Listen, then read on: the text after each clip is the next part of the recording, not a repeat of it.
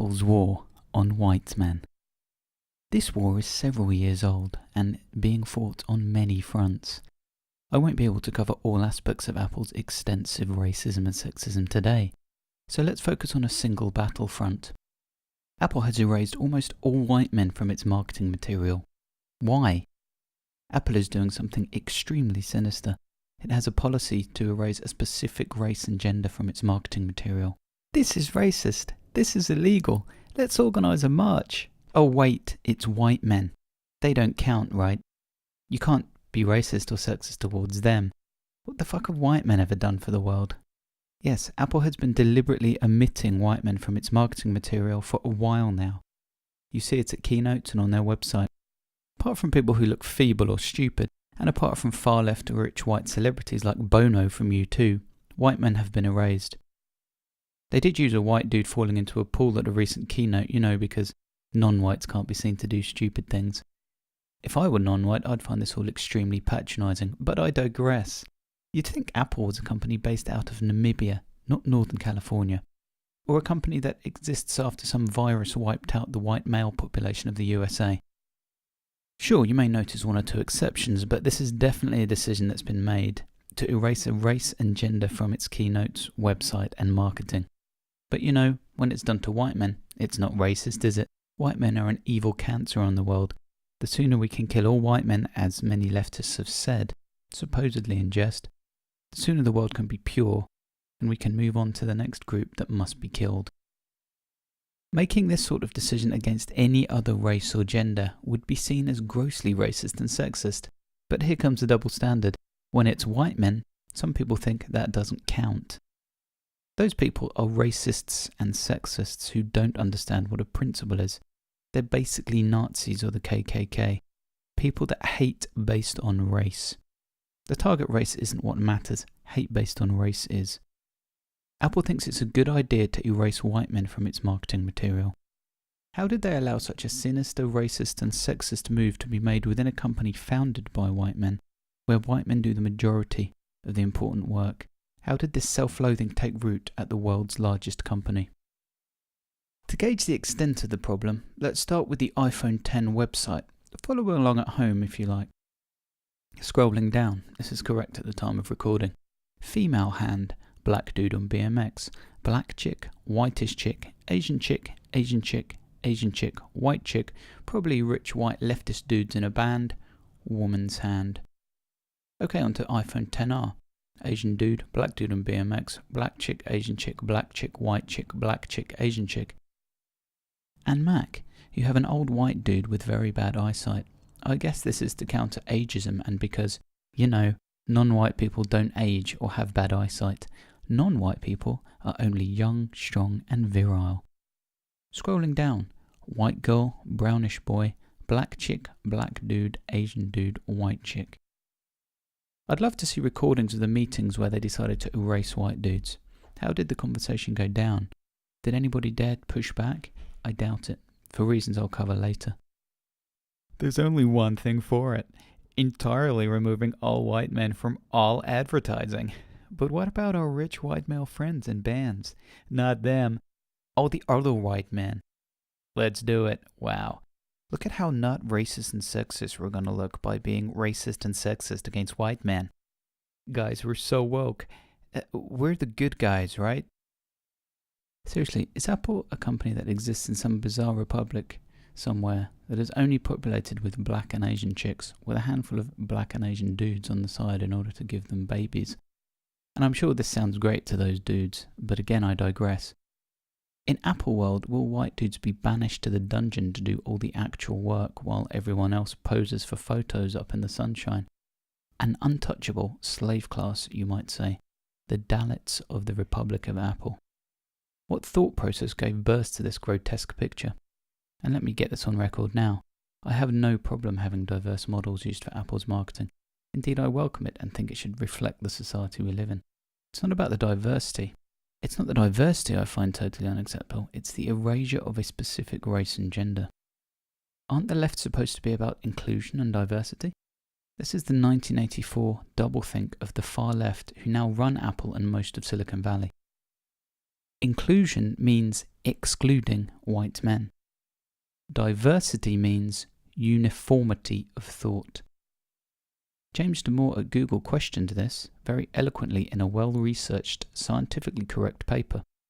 He was fired. Remember, Big Brother is watching. Do not commit thought crime, comrade, or we will be forced to unperson you. Big Brother is watching. Questioning party ideology is not allowed. The far left are the exact opposite of what they say they are. They are racists and sexists, just like the far right. The only question is whether they know this and are lying, or believe their own BS. So, can you smell the double standard yet? It's cooking nicely on the grill. The US is still an overwhelmingly white country, 77% or a little less excluding Latinos. So in the US, probably at least 1/3 of iPhone users are white men. Elsewhere in the West, the percentage is even higher. Clearly, they haven't done this for business reasons. Indeed, it could harm their business. How do white men who own Apple products feel about having their race and gender deliberately erased? How does anybody with principles, regardless of race or gender, feel about this? This is bound to be pissing off a lot of people, me included. Can you imagine the rightful outcry if, say, Apple had a policy to erase all black women from their marketing? Can you imagine a company founded by black women choosing to erase all black women? No, that would be racist and sexist. Are you getting it yet? We once again come down to principles. If it's racist and sexist one way round, it's racist and sexist the other way round. It's all the more bizarre when the genius founders of the company and the most important people at the company now, both at board level and doing the actual engineering work, are overwhelmingly white men. Or is it bizarre? Not when you consider a few things. 1. Silicon Valley is outwardly far left. 2. White guilt. 3. The diversity shakedown/woke industry. 4. The chilling effect weapon that only the left can wield, accusing people and companies of racism, sexism, all the isms and phobias. 5. Virtue signalling. 6. Fear, lies, and hypocrisy. Let's look at each. 1. Silicon Valley is outwardly far left. Though I believe there are a lot of closet conservatives and centrists in Silicon Valley, reference James Damore, outwardly at least, Silicon Valley is left-wing. Not just left-wing, stupidly left-wing. To oversimplify for a moment, the right loves straight white men. Further you stray from that ideal, the worse you are. The left are the opposite. They hate straight white men. The closer you are to a straight white man, the worse you are.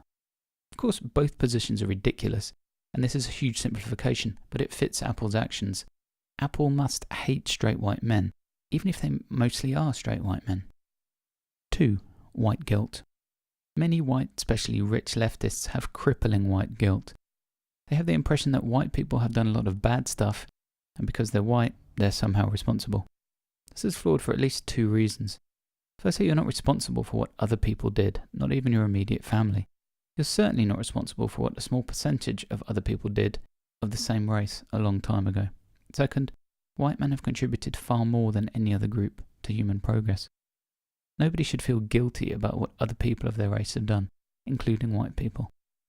The very concept of white guilt is a huge fallacy that needs to be killed today, now.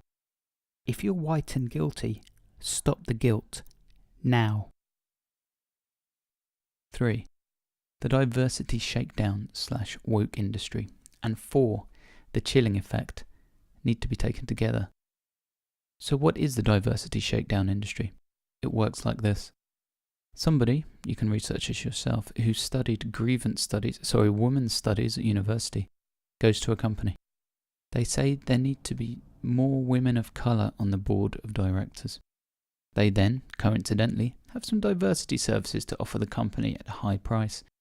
If they refuse, they threaten to go public calling the company racist and sexist all over the media. That's the chilling effect, the fear of being called ist or phobic. This is a tool unique to the left, to SJWs and others. This is the core tool of persuasion they have, and they use it a lot because it works. Inevitably, the company gives in. This is where the indoctrination to extreme, unscientific, loony leftist ideas happens. Diversity training begins in earnest. Staff are taught how their unconscious bias infects everything, and about how unconscious bias is the reason why there isn't a perfect 50-50 gender balance amongst engineers at companies like Apple. When in reality, all the respected scientific literature points to inherent differences in the interests of men and women explaining gender imbalances in different jobs. Of course, they aren't allowed to disagree or question this, or they risk being fired, as James Damore was. Totally unproven, unscientific anti-bias training ensues, which is just indoctrination into far-left ideology. The insane, extreme fringe of politics. Yes, brainwashing is happening at important companies again and again, with the only adults in the room brave enough to call out this insanity being fired. Think ISIS and Quranic purity testing. You're not extreme enough, comrade. You'll be beheaded. This is a feedback loop where any detractors are removed, that by necessity must get more and more extreme over time. The intersectionality pyramid, aka the oppression Olympics, begins. Straight white men are of course at the bottom of this pyramid, so they now become the untouchables, the Dalit slave class of the New World Order. Equality isn't the aim. Pushing white men to the bottom of society is the aim, and the white men at Apple have welcomed this poison into the heart of their business. 5. Virtue signalling. In April 2015, writing in The Spectator, British author James Bartholomew used the term to describe public empty gestures intended to convey a socially approved attitude without any associated risk or sacrifice. To think it's a virtue to eliminate a particular race and gender from your marketing is horrifically misguided. It's dystopian thinking. But welcome to the hate-filled mind of the far leftist. To Apple execs, it seems like there's no sacrifice. But do they really think the diversity witch hunt will stop with them? No, they'll be eaten up too. The far left always eats its own. This also ties in with the next item. 6. Fear, lies, and hypocrisy. If the management at Apple and other Silicon Valley companies truly believed in this extreme leftist garbage, as they say they do, there's a couple of things they could do immediately. Firstly, they could donate almost all their pay and profits to leftist causes, living in a very poor housing project themselves and not piling up cash in the bank, as Apple is. Second, they could quit and make space for an albino dwarf disabled brown trans woman to take their place, what with them being at the top of the intersectional pyramid, the master race as it were. Remember, in intersectionality, your ability to do the job is not relevant. Your race, gender, and sexual orientation are all that matters. How many executives have done these things? 0. So come on, Phil Schiller, Craig Federighi, and Tim Cook. If you really believe this far-left ideology, walk the talk. Step down. Today. Right now. Step down and let someone who placed well ahead of you in the Oppression Olympics take your job. What's stopping you? Could it be that you actually don't agree with any of this nonsense and are covering your asses, but cave in out of fear? Yes, of course that's what it is. They're afraid, so they lie and become hypocrites. One rule for people below me in the company, another for us board-level white men. So not only have they embraced racist, sexist thinking, they've gone the extra mile to lie about it and perform hypocritical acts. This is what you're forced to do if you don't stand up for your principles. Yes, fear, lies, and hypocrisy. Fear of being called racist. Fear to stand up for the principle the USA and other Western democracies were founded on, a meritocracy. Fear that the diversity shakedown industry will come for them. Hypocrisy that enforced diversity should take away other white men's jobs, but of course not their own. They are sacrificing their principles and other people's job in order to cover their afraid white asses. Fear that standing up and saying a person should be chosen for a job based on ability, rather than race or gender, would get them called racist or sexist. The lie that they believe in enforced diversity, because if they did, they'd have stepped down years ago. So this is just a smokescreen they're using to buy more time so they can get through to retirement. Then it's someone else's problem. Who needs principles, right? These guys are either insane extreme leftists or unprincipled, hypocritical cowards. All it takes is a few good people to say nothing, and more than a few good people are saying nothing across the Western world. Time to step up and grow some balls. This situation is only going to get worse. Thinking the diversity shakedown industry will stop now they have so many scalps and spare the board is crazy. Paying off the diversity industry is like paying off the school bully with your dinner money. Good long-term plan. Bullies have to be stood up to. So what should companies like Apple do when the diversity industry comes calling? Well, they should make sure they have weapons to defend themselves. First, ensure your hiring practices are completely fair and unbiased in any direction. Make this a priority. This includes bias towards and against white men and Asian men, the two overrepresented groups in technical jobs. Second, have a clear and sensible policy on sexual harassment, and enforce it. Ensure sexual harassment claims are properly dealt with. Again, in all directions, but avoid witch hunts. Do not believe women. Believe evidence. Investigate any claims and base decisions on evidence. Encourage the use of glass officers, keeping doors open, and avoiding situations where accusations could happen. But avoid insane policies such as that of Netflix, where you aren't allowed to look somebody in the eye for more than 5 seconds. Seriously, that's a batshit crazy, extreme policy at Netflix today. Third, state your support for the academic literature on gender differences in career choice. When given a free choice, more men than women choose to be software engineers. This has nothing to do with unfair bias, just as more women than men choose to go into HR and nursing. Fourth, look at socio-economic factors to explain why disproportionately few kids from some minorities or poor backgrounds work at Apple. Then suggest and enact ways to improve equality of opportunity to give these kids a better education and get them to a position where they can interview for a job at Apple, e.g. giving scholarships to talented kids at bad schools. Fifth, state your opposition to diversity hiring. Instead, stating your total support for a meritocracy, hiring purely based on your ability to do the job. Stating racism and sexism towards any group will not be tolerated and indeed is often illegal in hiring and bad for business as you're not hiring the best people. Sixth, state your opposition to extreme ideology, whether from the left or right, or just state that you're apolitical. 7. Get out in front of this issue. Don't state that your company has an aim to get more women of colour into your company. State that your aim is to eliminate hiring bias and employ the best people regardless of race or gender. 8. Grow some balls. Very few people are on the far left. The majority of people do want equality of opportunity, not equality of outcome.